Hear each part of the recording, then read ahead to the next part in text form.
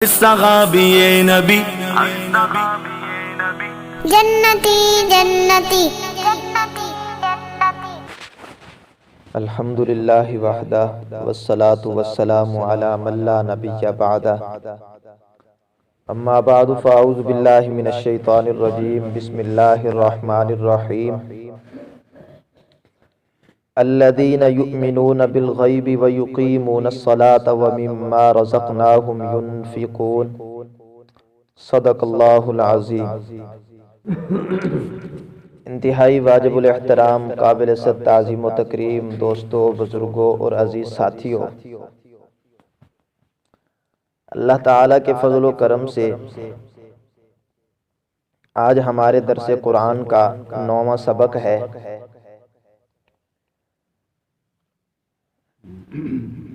عزیز دوستو، اس آیت میں اللہ تعالیٰ نے مؤمنین کی صفات کو بیان کیا ہے۔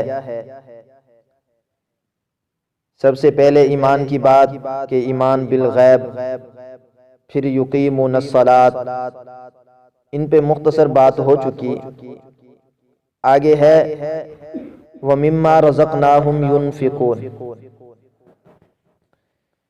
پہلے تو ہم یہ دیکھیں کہ رزق سے کیا مراد ہے۔ رزق میں حلال چیزیں آتی ہیں یا حرام چیزیں آتی ہیں، اس میں علماء کے مختلف اقوال ہیں۔ مختصر یہ کہ اہل سنت کے نزدیک ہر وہ چیز رزق ہے جس سے نفع حاصل ہو، ہر وہ چیز جس سے نفع حاصل ہو وہ رزق ہے، چاہے وہ حلال ہو چاہے حرام ہو۔ لیکن اس میں آگے تفصیل ہے، جن چیزوں کی استعمال کی اجازت ہے وہ تو حلال ہیں، جن کی اجازت نہیں اللہ تعالیٰ نے منع فرما دیے ہے، نص سے منع ہے، حدیث سے منع ہے، مختلف یا لوگوں کی کراہت کی وجہ سے منع ہے، تو اس کو اللہ تعالیٰ نے حرام قرار دے دیا ہے۔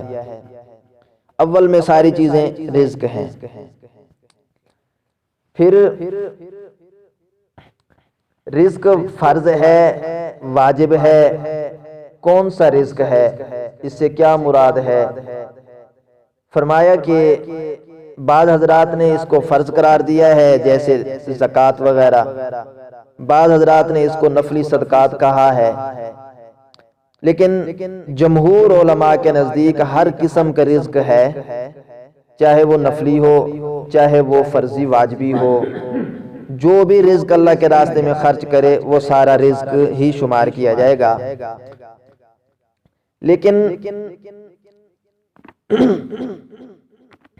رزق سے مراد زکوٰۃ یہاں نہیں لی جاتی، کیونکہ جہاں بھی اللہ تعالیٰ نے زکوٰۃ کا ذکر فرمایا ہے قرآن مجید میں اس کا ذکر ہے، جیسے اقیموا الصلاۃ وآتوا الزکاۃ، زکوٰۃ کے لیے باقاعدہ طور پہ اللہ نے لفظ استعمال کیا ہے۔ علماء بیان کرتے ہیں کہ جہاں ینفقون کا ذکر آتا ہے، ینفقون سے مراد نفلی صدقات ہیں، ایسے اللہ کے راستے میں خرچ کرنے کی بات ہے۔ زکوٰۃ کی بات جہاں زکوٰۃ کا نام ہوگا وہیں پہ زکوٰۃ کا ذکر بھی ہوگا۔ ابن عباس رضی اللہ تعالیٰ عنہ نے اس کو فرض زکوٰۃ قرار دیا ہے، کیونکہ وہ کہتے ہیں ساتھ میں نماز کا ذکر ہے، اس لیے ینفقون کو ہم زکوٰۃ مراد لیں گے، لیکن اکثر علماء اہل علم وہ فرماتے ہیں کہ یہاں سے نفلی ہے، واجبی نہیں ہے۔ اور پھر یہ رزق جو ہم استعمال کرتے ہیں، اس سے کون سا رزق مراد ہے، کہاں پہ خرچ کریں تو زیادہ ثواب ہے، جس کا ذکر اللہ تعالیٰ نے فرمایا ہے؟ تو اکثر علماء کہتے ہیں کہ یہ رزق وہ مراد ہے جو بندہ اپنے اہل و عیال پر، اپنے گھر والوں پر، اپنی بیوی، اپنے بچوں پر خرچ کرتا ہے۔ کیونکہ صحیح مسلم میں ایک روایت ہے، حضرت ابو ہریرہ رضی اللہ تعالیٰ عنہ بیان فرماتے ہیں، وہ فرماتے ہیں کہ نبی پاک صلی اللہ علیہ وسلم نے فرمایا، ایک درہم وہ ہے جو تو راہ خدا میں خرچ کرتا ہے، اللہ کے راستے میں خرچ کرتا ہے، اور ایک درہم وہ ہے جس کے ذریعے تو غلام کو آزاد کرواتا ہے۔ اس دور میں غلام ہوتے تھے، وہ آزاد کروائے جاتے تھے۔ اور 1 درہم وہ ہے جو تو مسکینوں پر خرچ کرتا ہے، غریبوں پر، ناداروں پر خرچ کرتا ہے۔ اور آخر میں فرمایا کہ 1 درہم وہ ہے جو تو اپنے اہل و عیال پر خرچ کرتا ہے، اپنے بیوی بچوں پر خرچ کرتا ہے۔ تو فرمایا اجر کے حساب سے دیکھا جائے، ثواب میں زیادتی کے حساب سے دیکھا جائے تو وہ یہی آخری درہم جو ہے جو تو اپنے بیوی بچوں پر خرچ کرے گا، اس کا ثواب زیادہ ہوگا۔ تو اس لیے علماء کہتے ہیں کہ یہاں رزق جو خرچ کرنے کی بات ہے، ينفقون سے مراد وہ یہی ہے کہ جو اپنے بیوی بچوں پر خرچ کیا جائے۔ باقی بھی ثواب ہے لیکن زیادہ ثواب اپنی بیوی بچوں پر خرچ کرنے کا ہے۔ پھر یہاں پہ ایک سوال پیدا ہوتا ہے کہ ينفقون سے مراد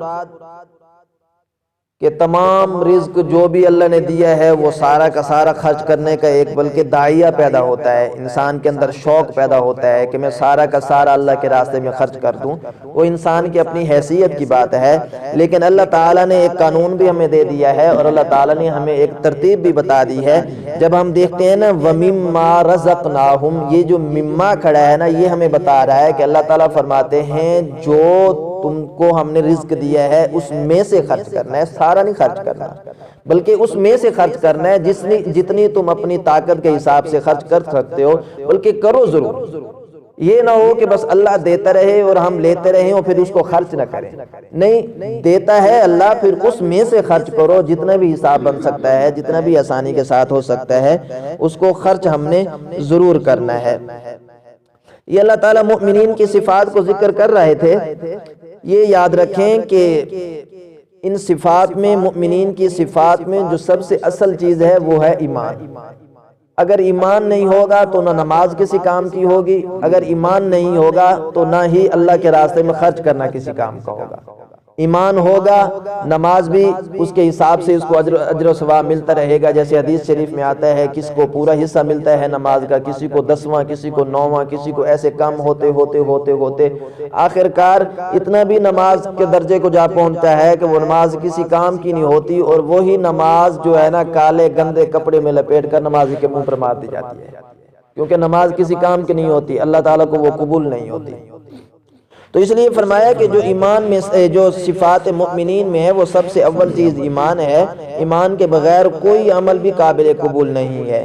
پھر یہاں ایک سوال پیدا ہو سکتا ہے کہ بھئی اللہ تعالیٰ نے اعمال تو اور بھی چیزیں ہیں، عبادات اور ہیں، جیسے بدنی عبادات میں نماز ہے تو روزہ بھی ہے، تو ایسے ہی اور چیزیں ہیں، جیسے مالی عبادات میں خرچ کرنا ہے، صرف خرچ کرنا تو نہیں ہے بلکہ زکوٰۃ ہے، صدقات ہیں، نفلی صدقات ہیں، یہ ساری چیزیں۔ تو پھر 2 ہی چیزوں کو بیان کر دیا، ادھر نماز کو ذکر کر دیا، ادھر صرف خرچ کرنے کو ذکر کر دیا، صرف 2 پر اکتفا کیوں کیا؟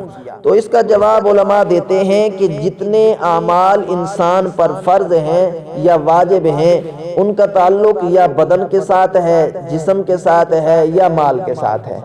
جو جسم کے ساتھ ہے ان میں جو سب سے اول چیز ہے، جو سب سے اعلیٰ چیز ہے وہ ہے نماز۔ تو اس لیے اللہ تعالیٰ نے نماز کو ذکر فرما دیا، اور اس کے ضمن میں جتنی بھی جسمانی عبادات ہیں وہ اللہ تعالیٰ نے اس کے تحت ذکر فرما دی کہ سب سے اول نماز ہے، اور باقی ساری جانی عبادتیں ہیں جو انسان کے بدن کے حساب سے بدنی عبادتیں ہیں وہ ساری کی ساری نماز کے تحت داخل ہیں۔ اور دوسرا، مال میں جو ہے وہ انفاق کا لفظ جب اللہ تعالیٰ نے ذکر فرمایا تو اللہ تعالیٰ نے اس لفظ انفاق میں، ينفقون میں تمام مالی عبادت کو ذکر فرما دیا ہے۔ جتنا بھی خرچ کرنا ہے اللہ کے راستے میں وہ مال کے حساب سے جو بھی ہو، فرضی زکوٰۃ ہو، واجبی صدقات ہو، عشر ہو، کچھ بھی ہو، وہ سارا کا سارا اس ينفقون میں اللہ تعالیٰ نے ذکر فرما دیا ہے۔ اور پورے یوں سمجھو کہ مالی عبادت کو بھی ذکر فرما دیا اور بدنی عبادت کو بھی اللہ تعالیٰ نے ذکر فرما دیا۔ باقی جو تفصیل ہوگی وہ آئندہ انشاءاللہ قرآن مجید میں وقتاً فوقتاً اللہ تعالیٰ اس کو ذکر فرماتے رہیں گے، جو جزوی طور پہ آتی رہے گی۔ اور اس کو جو ساری چیزیں تھی وہ اللہ تعالیٰ نے ان 2 جملوں میں بند فرما دیے ہیں۔ اللہ تعالیٰ سے دعا ہے اللہ تعالیٰ ہم سب کو جو کچھ کہا گیا، سنا گیا، اس پر عمل کرنے کی توفیق عطا فرمائے۔ وآخر دعوانا ان الحمد للہ رب العالمین۔